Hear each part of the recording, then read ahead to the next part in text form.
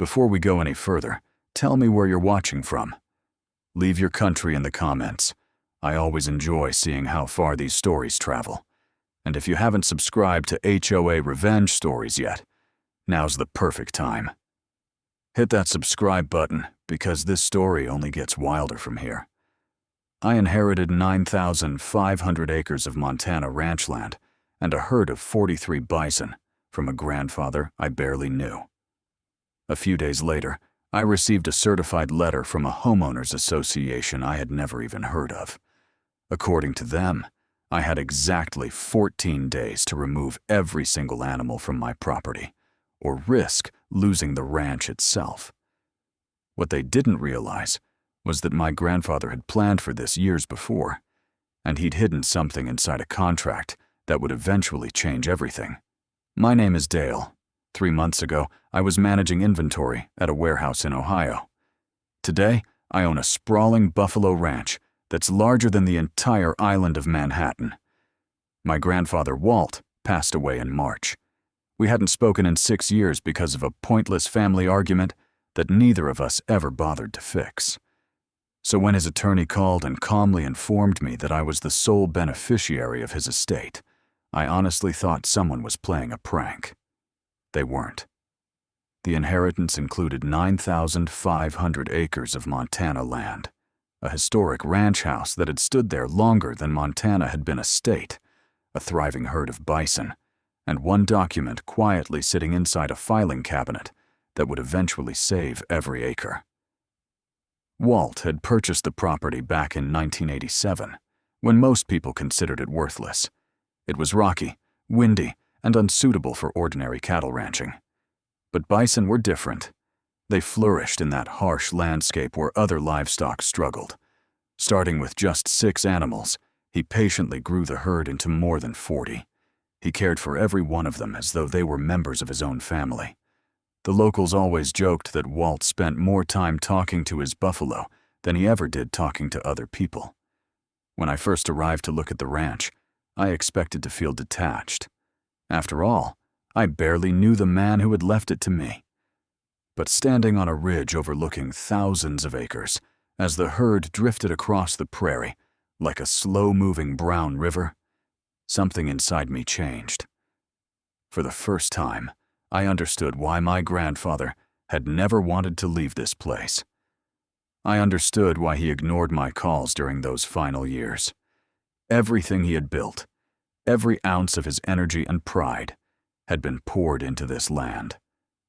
2 weeks later, I sold my apartment, packed everything I owned into a single truck, and drove west to become a rancher, despite never planning on living that life. At first, I assumed learning how to manage a ranch would be my greatest challenge. I couldn't have been more wrong. The real problem hadn't even revealed itself yet. What nobody mentioned during probate was that 11 years earlier, a development company had quietly built a gated subdivision along the eastern boundary of Walt's ranch. It included 60 upscale homes, a golf course, and an HOA famous for enforcing rules so aggressively they'd issue violations over something as trivial as the shade of a mailbox. Walt had spent years battling them. There had been disputes over fences, endless attorney meetings, and constant legal arguments. Then, shortly before he died, the conflict suddenly ended. He simply stopped fighting. My aunt claimed he had finally accepted the situation and made peace with the HOA. I never believed that explanation for a second.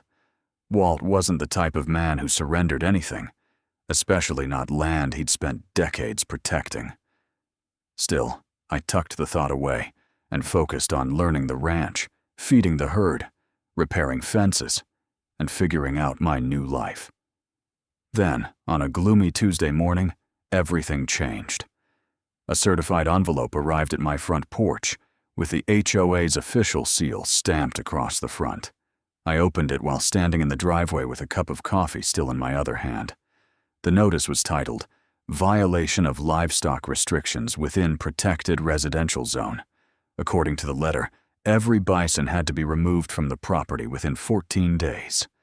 I read the notice once, then again, then a third time, After that, I laughed. I genuinely thought someone had made an unbelievable mistake.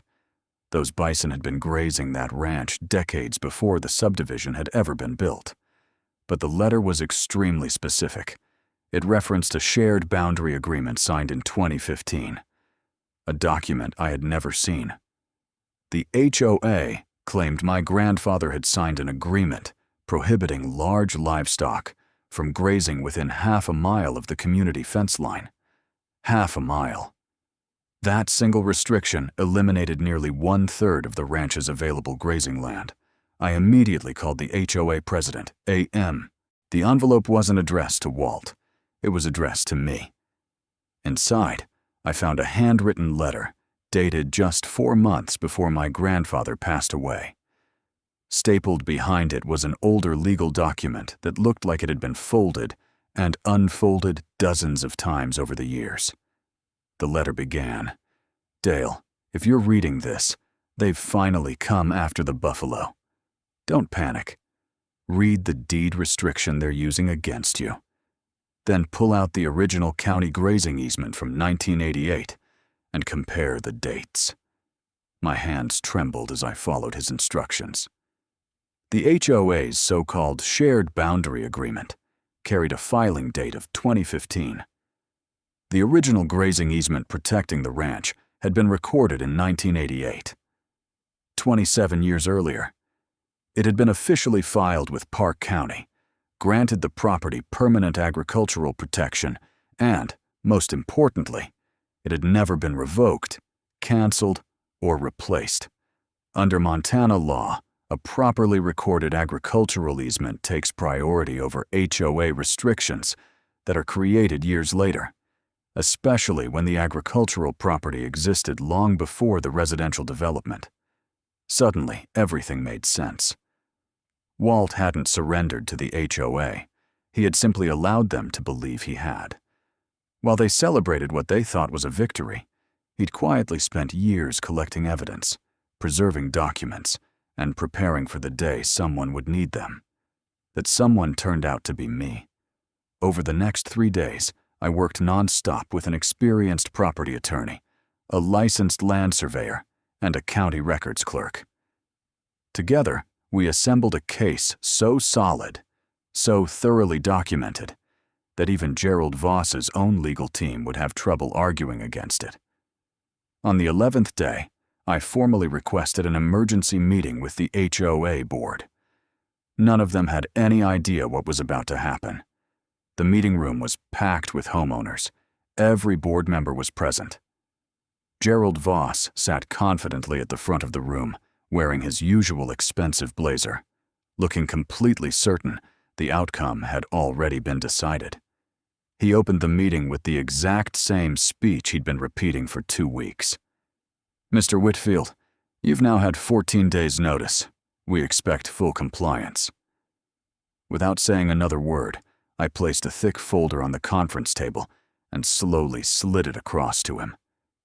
"Before we discuss compliance," I said calmly, "I'd like you to read the first page."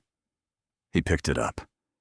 As his eyes moved across the document, the confidence slowly disappeared from his face. It wasn't instant, but I watched it happen. "This is a 1988 grazing easement," he said quietly. "That's right," I replied. "Recorded with the county. Still legally active, fully protected under Montana agricultural law." I leaned forward slightly.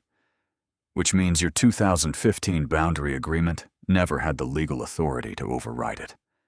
I let that sink in before continuing. "So every violation notice you've mailed me, every fine you've threatened, every legal action you've promised, has been based on a document that has no legal power over this ranch." A wave of whispers spread across the room. Several homeowners looked at one another in disbelief. One board member actually let out a short laugh. Not at me, at Gerald.